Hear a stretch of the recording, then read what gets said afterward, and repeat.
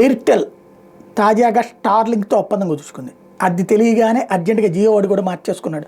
భారత్లోని తన కస్టమర్లకు స్టార్లింక్ హైస్పీడ్ ఇంటర్నెట్ సేవలను అందించేందుకు ప్రపంచ కుబేరుడు ఎలాన్ మస్క్కి చెందిన స్పేస్ ఎక్స్తో భాగస్వామ్యం కుదుర్చుకున్నట్టు దేశీయ ప్రైవేట్ టెలికాం కంపెనీ భారతీయ ఎయిర్టెల్ మంగళవారం ప్రకటించింది. అయితే భారత్లో స్టార్లింక్ సేవలు అందించేందుకు స్పేస్ ఎక్స్ లైసెన్స్ పొందడం మీద ఈ ఒప్పందం ఆధారపడి ఉంటుందని ఎయిర్టెల్ స్పష్టం చేసింది. స్టార్లింక్ సేవలకు అవసరమైన లైసెన్స్ దరఖాస్తుని భారత ప్రభుత్వం ఇంకా సమీక్షిస్తోంది. స్టార్లింక్ మాతృ సంస్థ స్పేస్ ఎక్స్. ప్రధాని మోడీ గత నెల అమెరికాలో పర్యటించిన సందర్భంగా మాస్క్తో కూడా భేటీ అయ్యారు. ఈ సందర్భంగా స్పేస్, మొబిలిటీ, టెక్నాలజీ ఆవిష్కరణ తదితర అంశాల మీద చర్చించారు. తర్వాత కొద్ది వారాలకే మాస్క్కి చెందిన విద్యుత్ కాల కంపెనీ టెస్లా, స్పేస్ ఎక్స్ భారత్లోకి ప్రవేశించేందుకు వేగంగా పావులు కదుపుతున్నాయి. ఇదే సందర్భంలో ఒకళ్ళకొకళ్ళు ఇది తెలిసి జియో వాళ్ళు కూడా ఒప్పందం చేసుకున్నారు.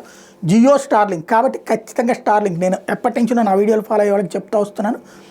భారతదేశంలో త్వరలో ఇప్పటిదాకా ఏంటి మన ఏరియాలో డిష్ ఉండి అంటే ఈ సెల్ ఫోన్కి సంబంధించిన టవర్ ఉంటేనే మనకు సిగ్నల్స్ వస్తాయి సరిగ్గా, లేకపోతే వీక్గా ఉంటుంటాయి.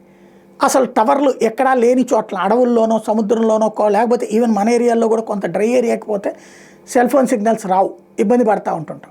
అట్లా కాకుండా సెల్ ఫోన్ చేతిలో ఉండి సిమ్ము జియోదో ఎయిర్టెల్లో ఉంటే కనుక దేశంలో ఏ మూలకన్నా వెళ్ళేటటువంటి ప్యాకేజ్ ఇస్తారు.